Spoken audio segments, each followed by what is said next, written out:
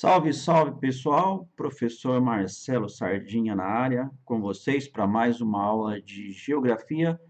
Hoje, especialmente, estaremos dando continuidade aos nossos estudos sobre doenças no mundo e no Brasil.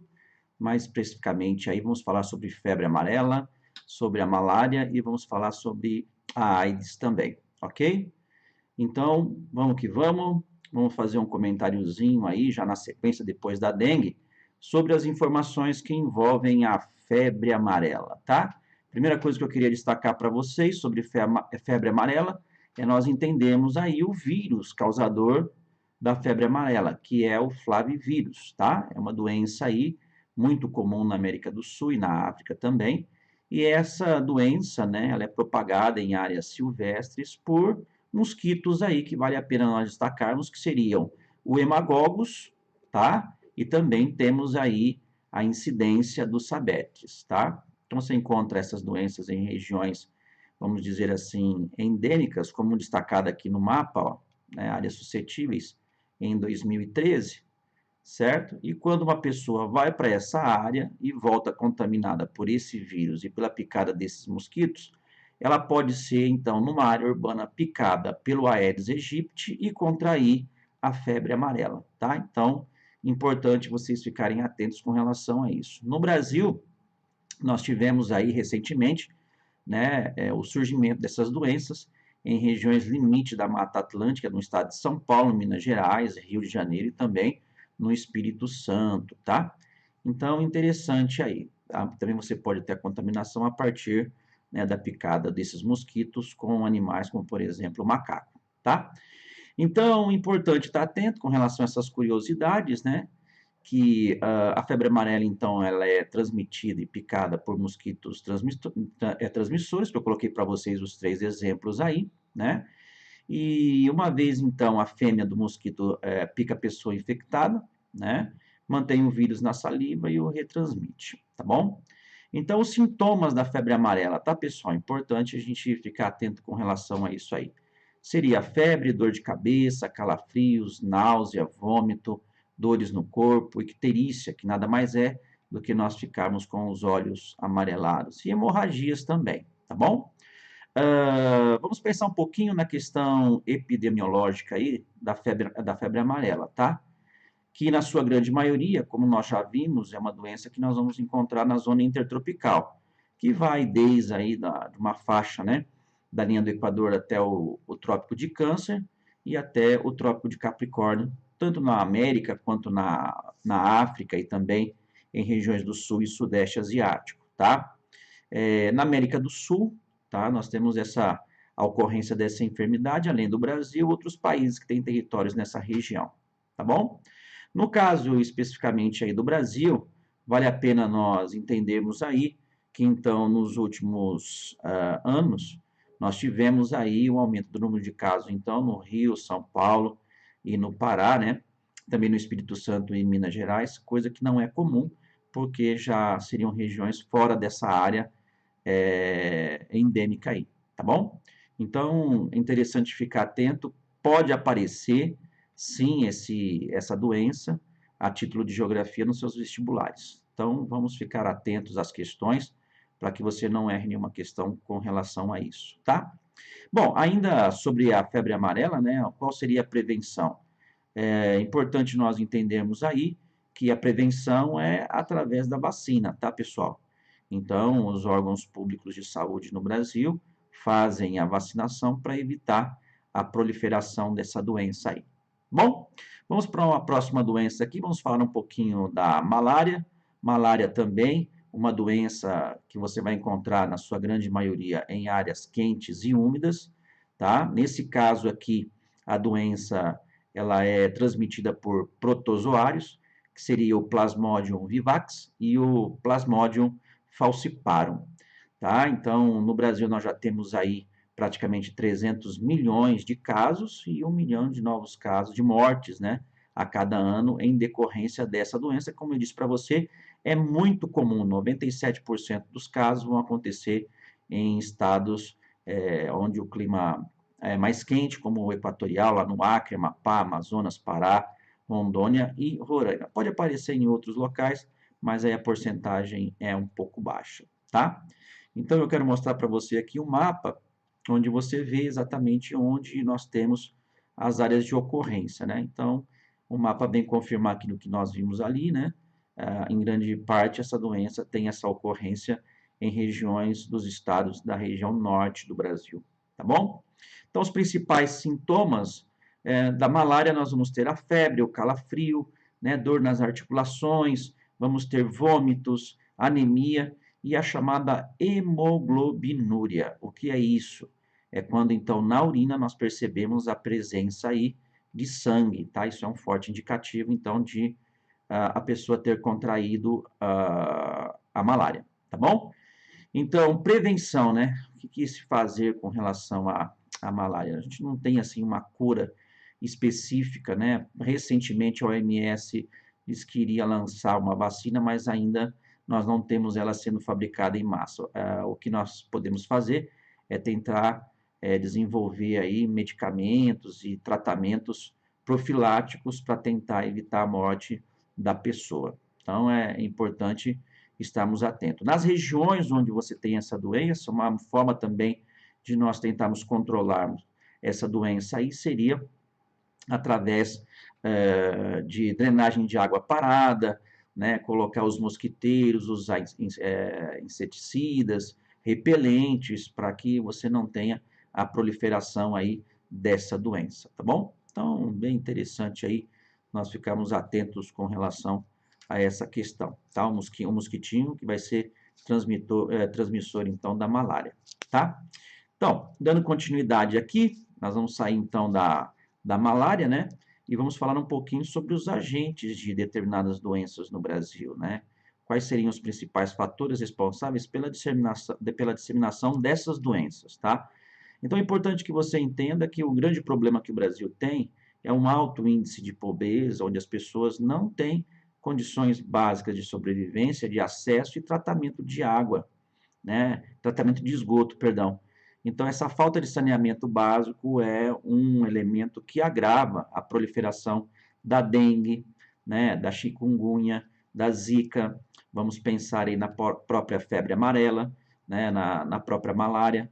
Então, se faz necessário que nós tenhamos aí uma melhoria da qualidade da água, né, e de tratamento de esgoto para diminuirmos essas doenças aí, tá bom?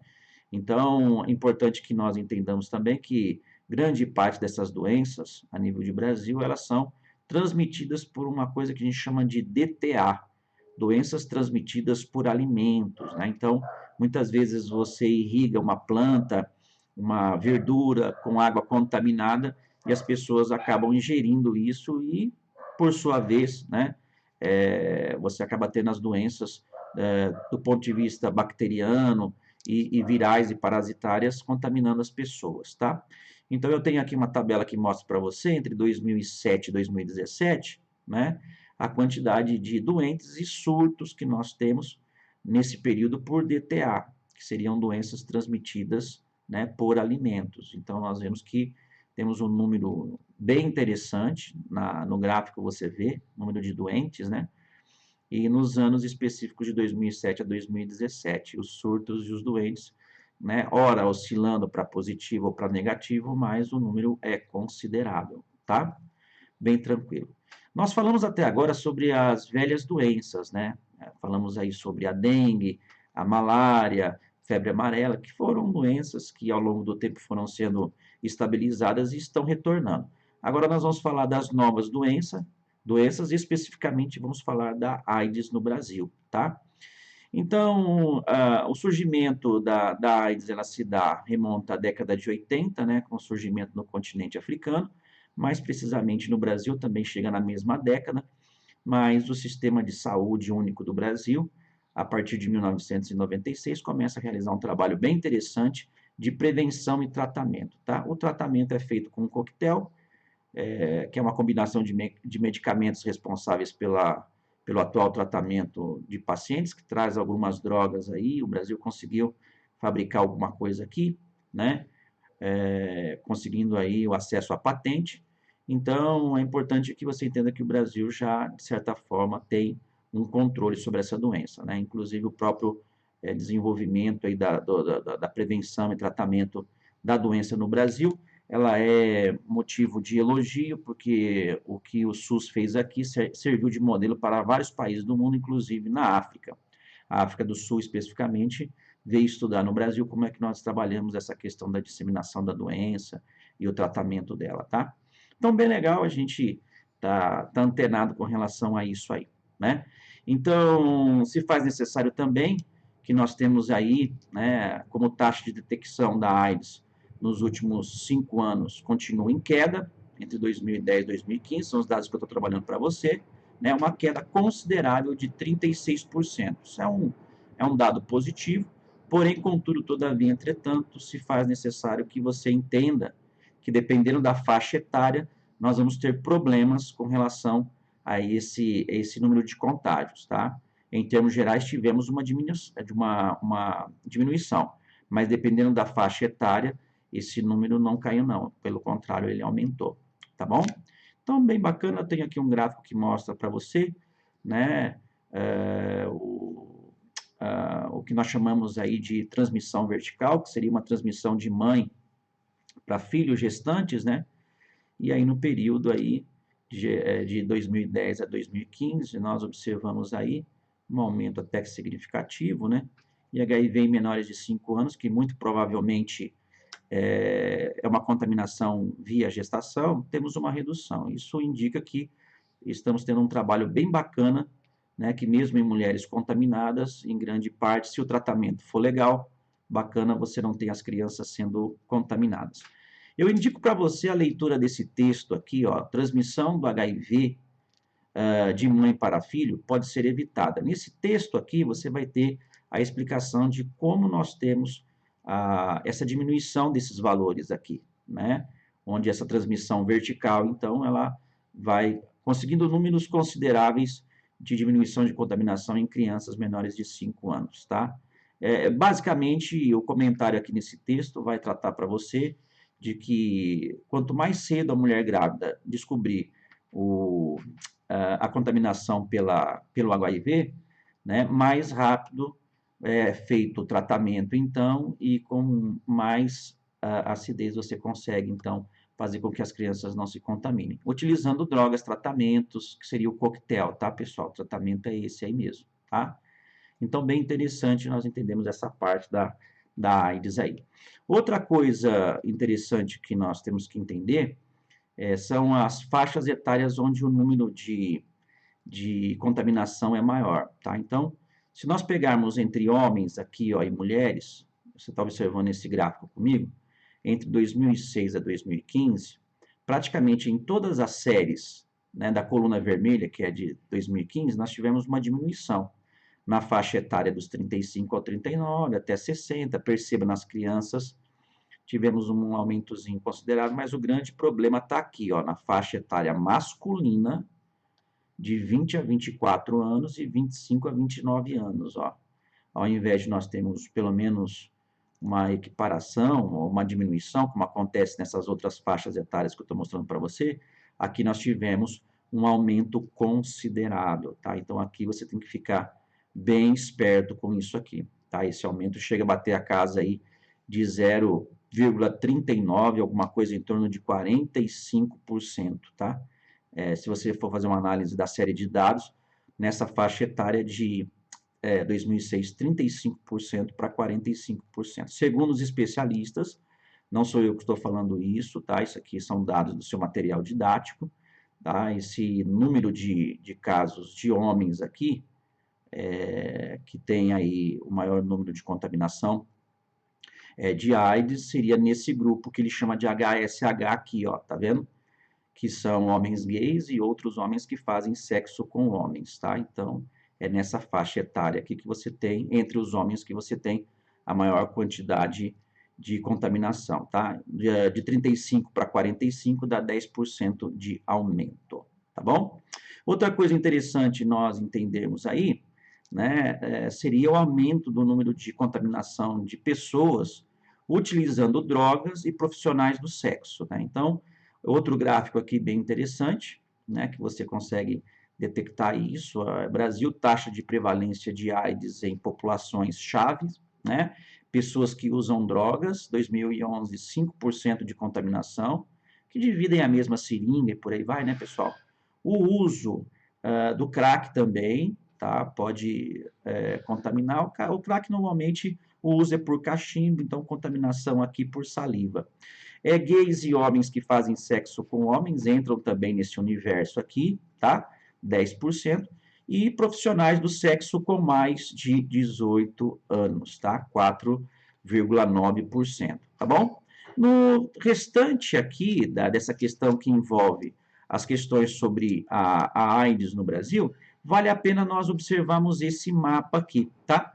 Praticamente em todas as regiões do Brasil, nós temos um índice aqui, né, de casos por 100 mil habitantes, né?